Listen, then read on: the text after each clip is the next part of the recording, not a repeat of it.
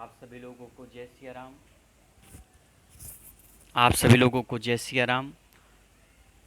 हम श्री रामचरितमानस के उन 27 प्रकरणों को आपके सामने प्रस्तुत करने जा रहे हैं। आप सभी लोग श्रवण करें, देखें कि उसमें क्या दोष निकल सकता है, क्योंकि आप लोग दोष को बताएंगे और हम मेहनत किए हैं। लगभग हमने पूरा कोविड जो इसमें माहौल चल रहा था, उस पूरे समय को हमने सदुपयोग करके आप लोगों के सामने उन 27 प्रकरणों को रखा है। एक एक प्रसंग हम आपके सामने रखते जाएंगे और आप उनमें से कहीं भी कुछ अगर त्रुटियां अगर आपको समझ में आवे तो आप ज़रूर बताइएगा। मुझे आशा और विश्वास है कि आप इस चैनल को भी सब्सक्राइब, लाइक और डिसलाइक जो आपको इच्छा लगे वो करिएगा, पर अपना आशीर्वाद देना मत भूलिएगा। जय सिया राम, जय श्री सीताराम।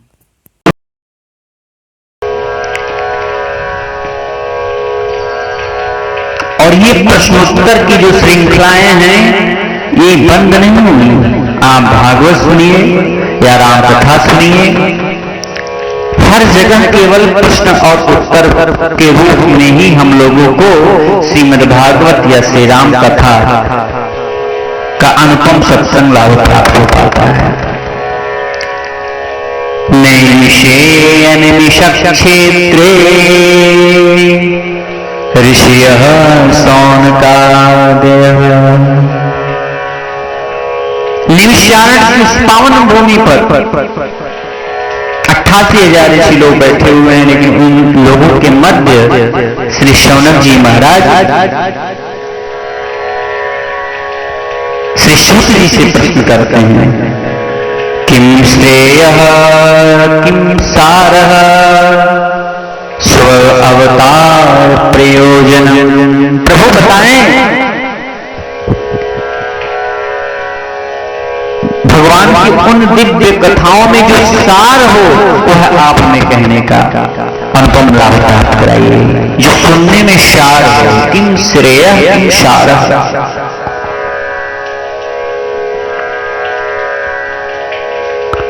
इसी प्रकार प्रयागराज की उस पावन भूमि पर चले हम लोग। उस प्रयागराज की पावन भूमि पर भी भरद्वाज जी का मिलन सत्संग के बहाने ही याज्ञवल्क जी से होता है, और याज्ञवल्क जी भी होता है। संत के प्रश्न से ही राम कथा का उद्गम है। भरद्वाज जी ने पूछा कि राम कौन है। प्रश्न ही से प्रश्न का उत्तर मिल जाता है। भरद्वाज जी ने प्रश्न किया कि राम कौन है।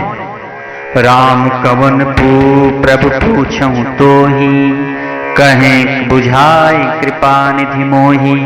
आप मुझे समझा कर बताइए कि राम कौन है। अब बताइए, क्या भरद्वाज जी को पता नहीं है कि राम कौन है?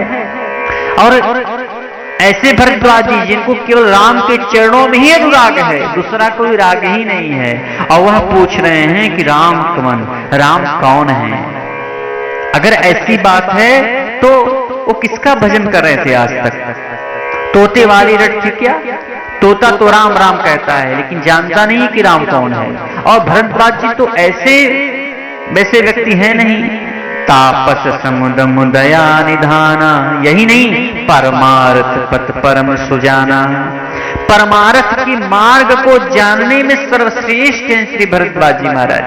और ऐसा महान भाव पूछे राम कौन है। या तो चालाकी कर रहा है या चतुराई कर रहा है। उस चतुराई को याज्ञवल्क जी भी जान गए और बोल पड़े, चतुराई तुम्हारी में जानी, इसलिए कीन्हो प्रश्न मनहु अति मूढ़ा।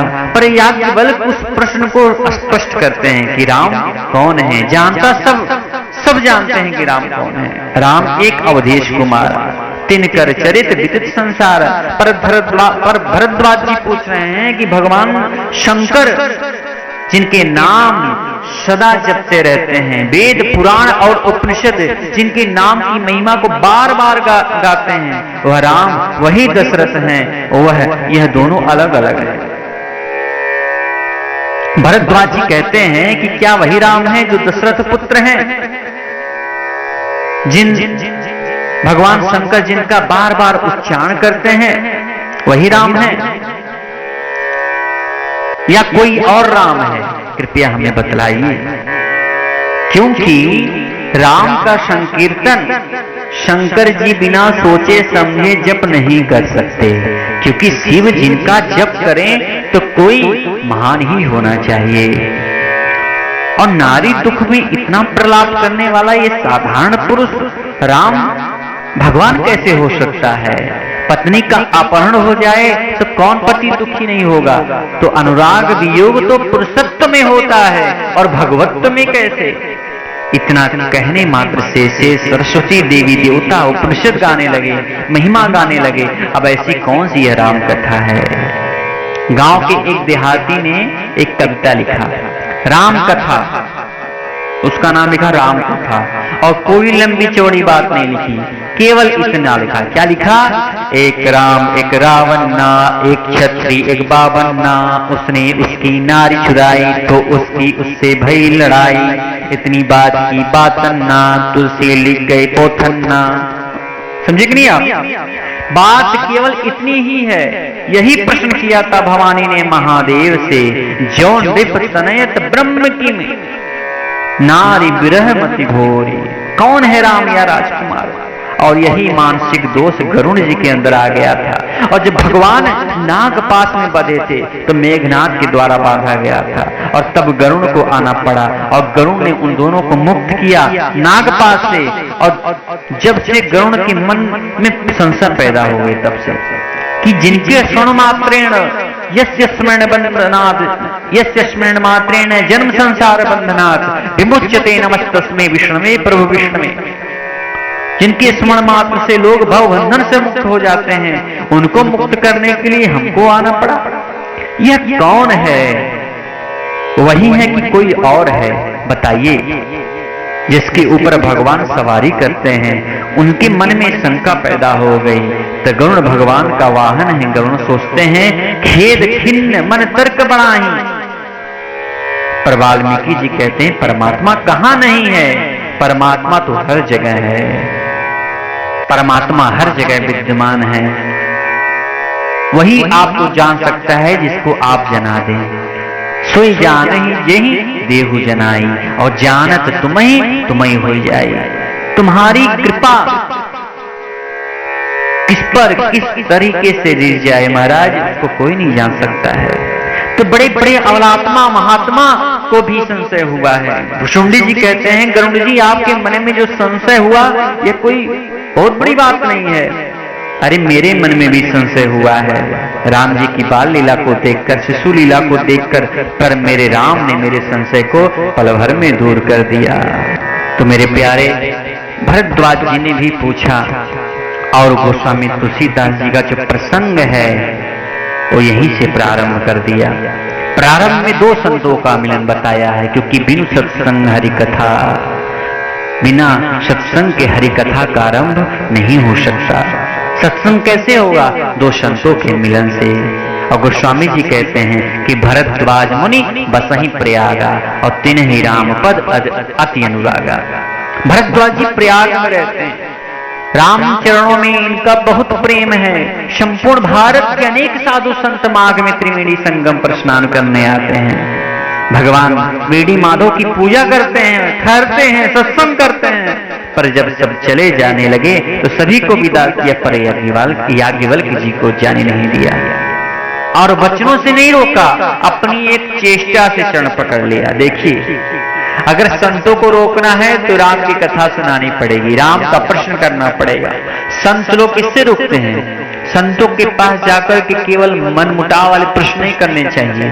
आज के समय में लोग संतों के पास पहुंचते हैं तो केवल ये पूछते हैं कि धन कब मिलेगा, पुत्र कब मिलेगा, संतान कब मिलेगी।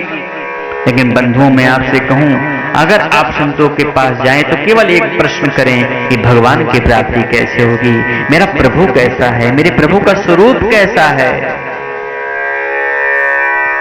आज वचनों से भगवान को श्री याज्ञवल्क्य जी को नहीं रोका, अपनी चेष्टा से चरण पकड़ लिए। और वह चेष्टा क्या थी?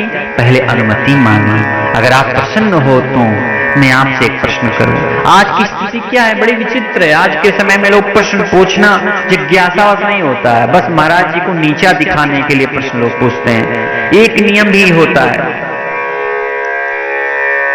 लोग प्रश्न तो पूछते हैं, लेकिन जैसे ही गद्दी से नीचे उतरेंगे, महाराज ठहरो, प्रश्न पूछना है। अरे भाई थोड़ा आराम तो करने दो, बीच में मिलकर रोक कर कैसे प्रश्न पूछते हो। शंकर जी कहीं जा रहे थे, रास्ते में गरुड़ जी मिल गए, पूछे हमको ये प्रश्न बताइए कि राम कौन है।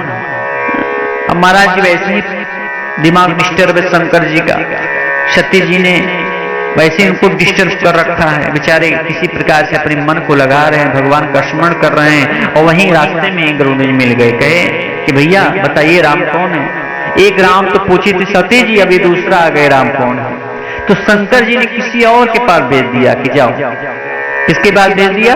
तो कहा काकभूषुंडी जी के पास भेज दिया, क्योंकि इनको ये 1-2 मिनट का सत्संग नहीं चाहिए, इनको संशय मोह अतिभंगा, इनका जो संशय है, इनका मोह हो चुका है, और उसका भंग तभी होगा जब ये बराबर सत्संग करेंगे।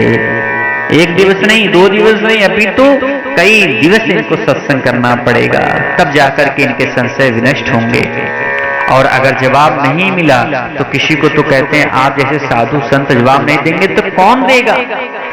प्रश्न कैसे करने, हमारे यहाँ शास्त्रों में कहा प्रश्न कैसे करने चाहिए, तो कहा तद्विधि प्रणिपातेन परिप्रश्नेन सेवया। तो भरद्वाज जी ने बड़ी नम्रता सेवा पूर्वक, जिनके मन में केवल भगवान के नाम रूप का अनुराग है, एक मेरे मन में संशय है, क्या संशय है, और वह संशय आपके समक्ष प्रकट कर रहा हूं। आप वेद तत्वज्ञ हैं, आप सब कुछ जानने वाले हैं, और गुरु के पास जाकर के संशय में पड़े, इससे मेरा ज्ञान है, आप अज्ञान रूपी अंधकार को प्रकाशित कीजिए प्रभु। मैं आपके चरणों में बार बार निवेदन कर रहा हूं। जीवन में संशय करना बहुत जरूरी है, क्योंकि तुम्हारा जन्म सिद्ध अधिकार है। जब से लोग संशय करना बंद